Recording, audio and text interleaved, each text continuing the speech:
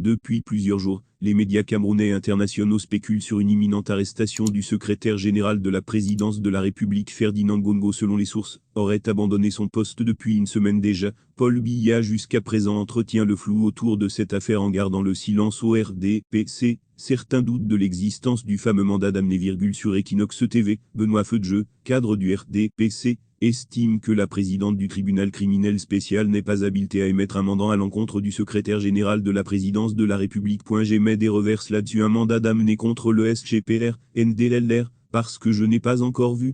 S'il existe, il y a problème. Parce que j'apprends que c'est la présidente du TCS qui aurait émis cette convocation.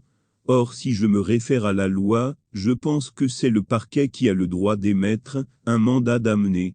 Fermez les guillemets, a-t-il déclaré. Ngongo furieux que selon les sources, depuis sa résidence où il est retranché, Ngongo compte sur les éléments du bataillon d'intervention rapide, BIR, formé par les Israéliens, pour éviter son arrestation. Les proches du SGPR, qui sont encore en contact avec lui, révèlent qu'il ne se reproche de rien.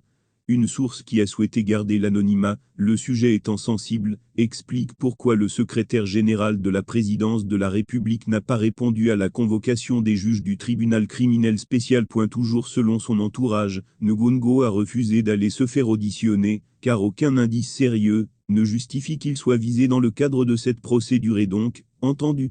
D'après ses partisans, les détournements et autres irrégularités dénoncés par le rapport de la Chambre des comptes de la Cour suprême sont antérieurs à la création au sein de la présidence de la fameuse task force à laquelle le gouvernement avait délégué la gestion de la riposte anti-Covid, écrit Jeune Afrique.